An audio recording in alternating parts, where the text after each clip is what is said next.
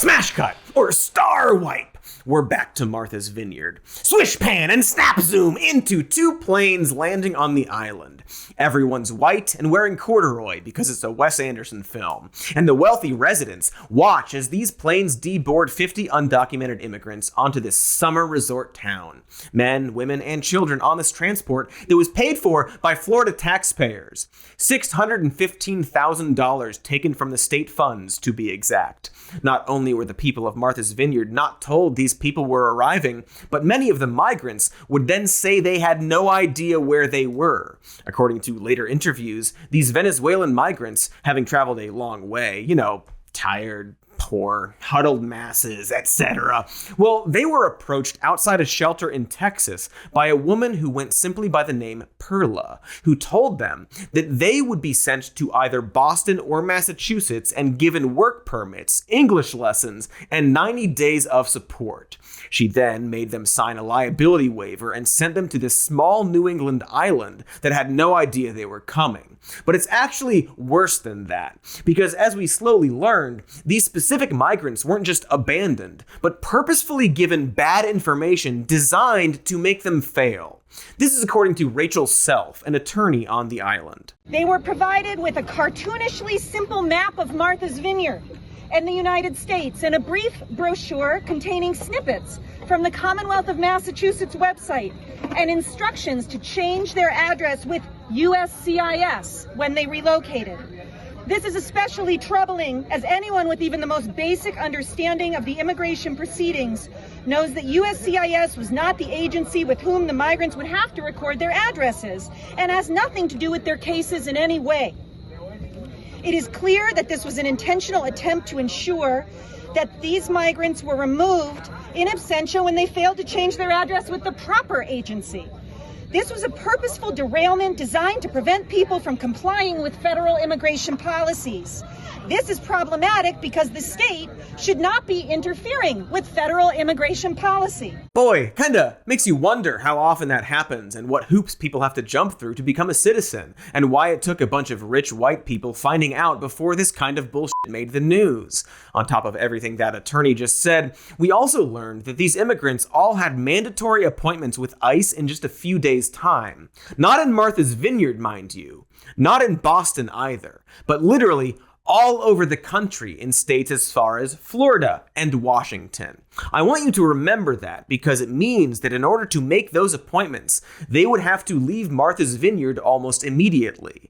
But what is incredibly clear here is that these people, as in human beings, including kids, were purposely sabotaged. Remember, the Biden administration is also busing immigrants into the country. There is an actual system in place to do this. And in fact, had these people been brought to Boston and put through the system, then this wouldn't have even made the news. The point was to make this go viral, which we will get to, because Martha's Vineyard simply has no infrastructure for taking in migrants. Not because they're rich or snooty liberals, which they are, but not because of that, but rather that they're a vacation town, the kind that exists in every state, no different than a resort island in Florida or Texas. The island is less than 100 square miles and has a year-long population of around 20,000. It's filled with rich white people who think Cape Cod is for the poors. In fairness, they have had an uptick in diversity recently, but I don't think it's unfair to label them as out-of-touch, mostly white and wealthy liberals. But no matter how they reacted to this event, it's simply a logistical issue to house migrants. They don't even have a bridge to the mainland. And if you're someone who just arrived in the country looking for work or trying to connect with family, a fucking resort town with a housing crisis isn't gonna cut it. You gotta go to one of the many other places with a housing crisis, you see. Plus, they have to deal with those ICE appointments I mentioned. So obviously, they weren't going to stay and live on Martha's Vineyard. That's not how immigration works. But of course, there was still the immediate problem of housing and feeding these surprise guests.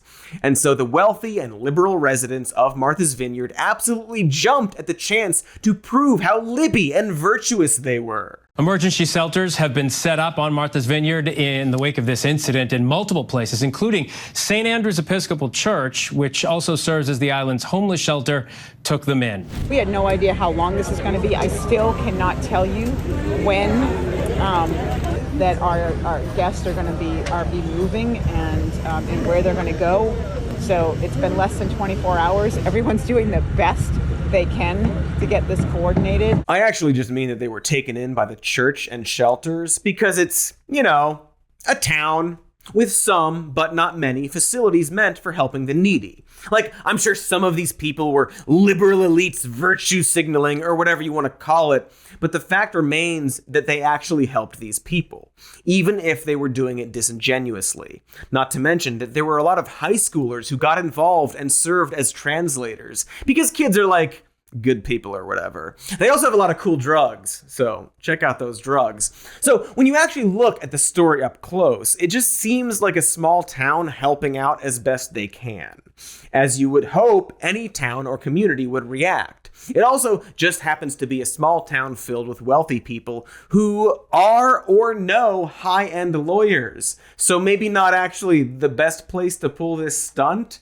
And that might also explain why, as soon as this story broke, there were already a bunch of people seemingly ready to take drastic legal action. Because it turns out that if a citizen, be them a politician or not, lies to a bunch of immigrants and then transports them across the country in a non-official setting, well, that's human trafficking. Just ask these liberal island elites with their fancy big city lawyer speak. Let's say I went down to the border and I brought a big truck with me and I picked up a bunch of illegal immigrants and I started transporting them across the country. Would I or would I not likely be arrested for human trafficking, and would it be illegal to do that for me if I did that? For you, a citizen, you could easily be arrested, although, to be honest, Joe Biden's Justice Department wouldn't arrest you. But in an ordinary Justice Department, I'm a conservative. I disagree. They'd arrest me. They'd arrest true. If I was a liberal, I'd get away with it. True. Yeah. But back to the law. The law is clear. Sorry. That was Ted Cruz on Hannity. Beautiful silence there as he realized what he was saying. So yeah, we're still not certain about the legality of this stunt. Immigration experts seem to think this would count as human trafficking or some other crime. There is already legal action being taken, and there will probably be more developments by the time this episode airs, because it sure seems like lying to people to lure them on a plane and take them out of state is a form of kidnapping. It's certainly grounds for many lawsuits, which again is why you don't do what DeSantis did to these people. Not just because it was wildly cruel and wrong, but also it really seems like he might have opened himself up to serious legal issues. Of course, if you're cynical, you could argue he won't actually get in trouble for any of it. Wait, did I say cynical? I meant, realistic. Still, we can hope. Pray to Satan or whoever. If you're a dog, pray to dog Satan and so forth. Whichever Satan you worship. This isn't actually a video about the legality of what happened. This entire story is absolutely ghoulish and incredible to hear, and hopefully we will be hearing about it more in the future in terms of consequences. But as I mentioned, this is more about how people reacted to this story. Because from everything we've learned so far, it's extremely clear that Ronald DeSantis set these migrants up to fail, and by extension, the people in Martha's Vineyard to also fail. And that was the point. Because once again, the island simply and logistically couldn't take them in. That's just common sense. But I think what DeSantis was seriously hoping for was some kind of public embarrassment on the island. Rich liberals freaking out that these people were in their neighborhood. But that didn't happen. Yeah, you can find some out-of-context clips of a couple people saying they don't have room for these people over a backdrop of mansions, but that's it. What happened is that DeSantis accidentally made these people look good instead. And then, after a couple of days, the state's Republican governor, Charlie Baker, announced that he was relocating these people to a military base in Cape Cod. Cape Cod being the muscly arm I mentioned before, which is an equally cushy vacation area and a military base that's like 30 miles away from Martha's Vineyard. And you would think That's where the story ends. A very cruel act was met with an uneventful stay on the island where these people were met with charity and then voluntarily moved to somewhere nearby that could take better care of them. Hey, thanks for watching that clip. Here's the evergreen end plate to ask you to like and subscribe. It's any day of the year where you are.